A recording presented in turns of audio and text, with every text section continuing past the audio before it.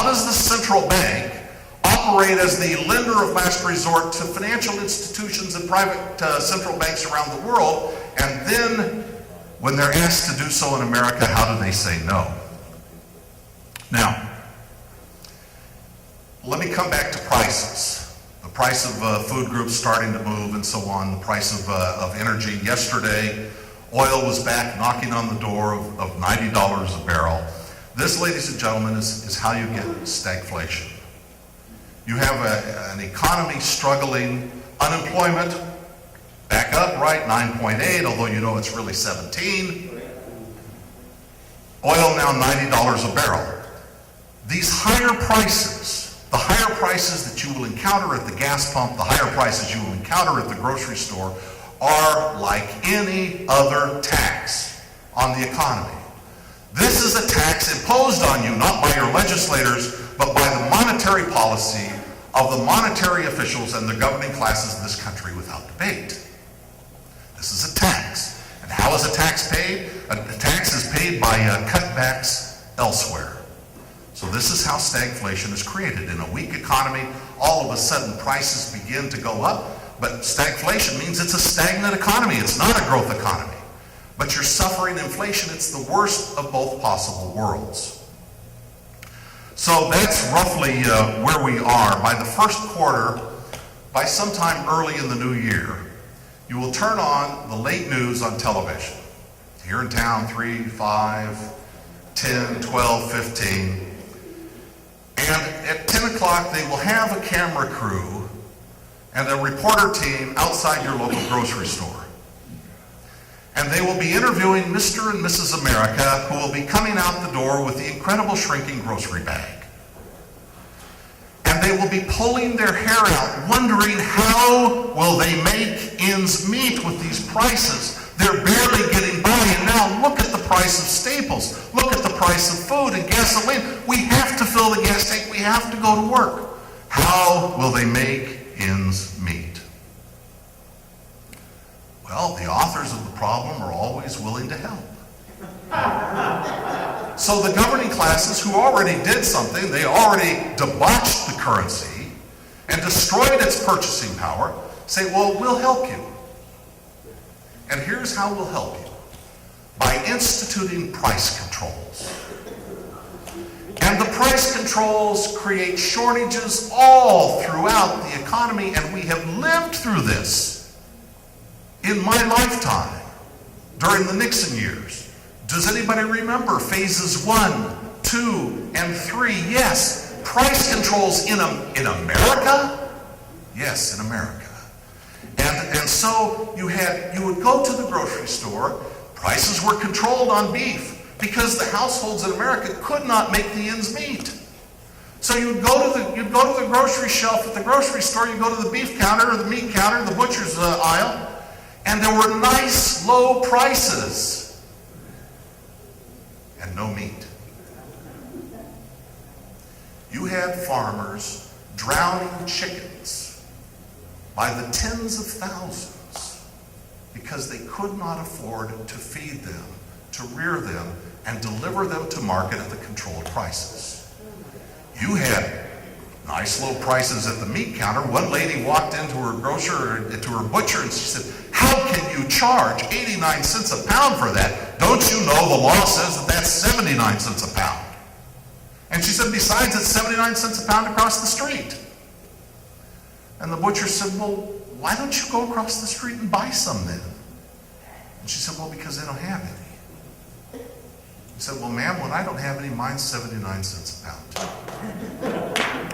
Oh, price controls create shortages. Look at the shelves. Look at the stores. There are no consumer goods. There's no food. There's shortages. There's gas lines. Somebody has to do something. We will.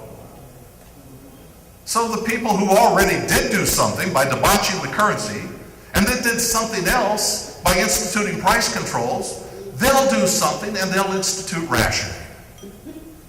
And then that's it. You get corruption, influence peddling, all of our living standards go down as they throw more and more sand into the gears of commerce, and Americans all suffer from this. Now, I realize that I haven't painted a very happy picture. And so I wonder how I can redeem myself. Well, I'd be happy to sign copies of my book, The Dollar Meltdown, in the back of the room after my talk. No, but the publisher has just brought the new paperback version out, and they asked me to write a new preface, put in new charts and some new prices and so on. So this is, you don't even have to buy the book. I'm happy to tell you the gravamen of what I wrote in the new preface. That you can judge the severity of the crisis as it's unfolding, just how deep and severe it will be in advance by the cluelessness of the governing classes as it nears. And if they kind of understand, and if they're willing to get out of the way, things won't be so bad. There will be a cleansing, it'll be difficult and so on. But if you have John Boehner and Nancy Pelosi, and they're doing everything they can to keep Ron Paul from being the chairman of a flippin' subcommittee, you can judge the severity of the oncoming currency crisis and its impact on all our lives by the cluelessness of the governing classes as it approaches. So where do we stand? Well, we have learned what we've always known, that the Federal Reserve has been the towel boy of the banks. The banks, profits, unbelievably profitable now. How can this be? Banks loan money. They make money by loaning money. That's how they make money. How can they be so profitable now? They're not loaning money. The economy is not growing, or barely. How can they be so profitable? It's very simple. The Federal Reserve makes money available to them for free. 0%.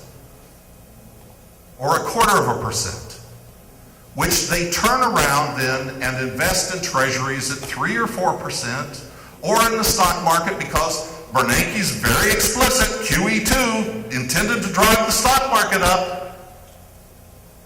The policy is no. This is how they're profitable. Is it because they're loaning money to capitalists and people that will build plants and equipment and hire people and create goods and services? No. They're loaning money to the financial. That's the picture on the monetary side. That's the picture from the Federal Reserve, if you want to judge how severe the crisis will be.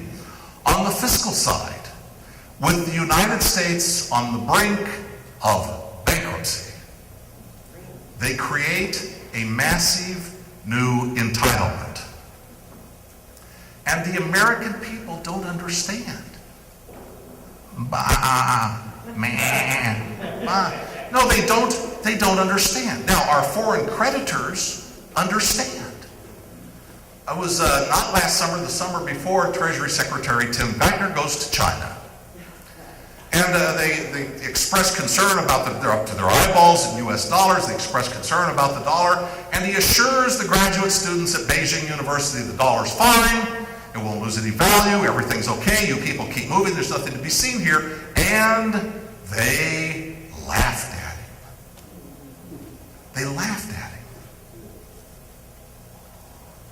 Only months ago, Moody's Investment Services. Listen, ladies and gentlemen, if you follow this financial news, you know that by the time Moody's figures it out, it's really, really late in the game.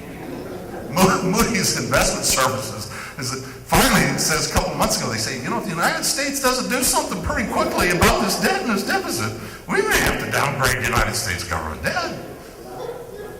So Timothy Geithner hauls himself to ABC for the Sunday morning talk show. And he says, well, this will never happen.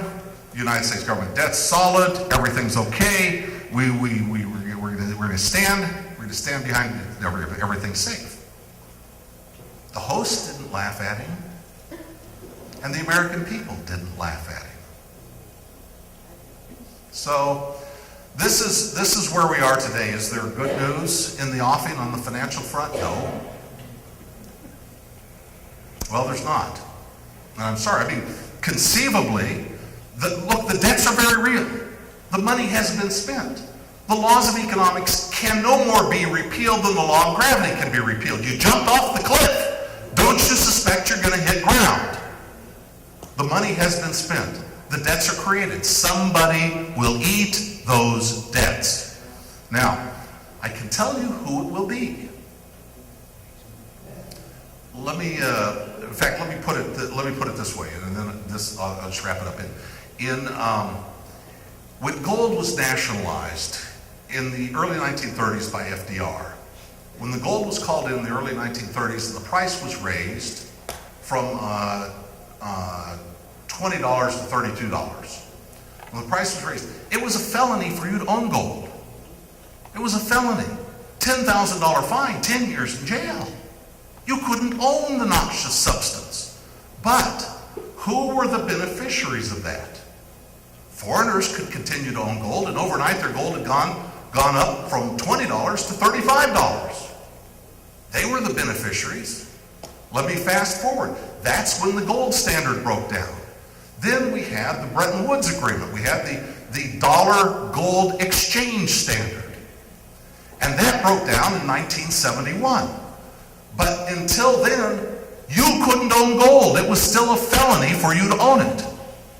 So your dollars could be depreciated. Foreigners could own gold. They could go to the United States Treasury, actually to an intermediary like the London Gold Pool, and they could turn in their paper dollars that are created only at the price of paper and ink. They could turn them in and get gold. You couldn't do it. You're an American. They're foreigners. And they were the beneficiaries. And so that is roughly where we are headed today. Now, when the Federal Reserve destroys your savings, destroys the dollar, when the prices at Walmart look like you're shopping at Nordstrom,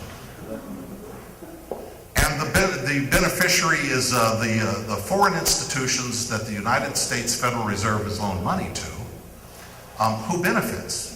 They do, and you don't. And so I guess that's the end of my talk, that you are being set up to be fleeced once again. Now, the more of you that understand this, when we come out on the other side, there's the hope that we can institute a real monetary system, a real free market monetary system, instead of some Rube Goldberg, intricate, involved exchange, International Monetary Fund, whatever they come up with. If it's not clear and understandable on its face, if the currency is not redeemable, then you haven't been fleeced enough. They figure they're good for another go-around with you. So the only bright spot is that, the conversation is beginning to change in America. The American people now have been hurt very, very badly by this event, and they're beginning at least to pay attention. And the more of them that understand, we won't get through the crisis without pain and suffering. But the more the people understand who the authors of these difficulties are, the better the chance of reestablishing things so that we can go forward on a sound basis in the future. Thank you very much.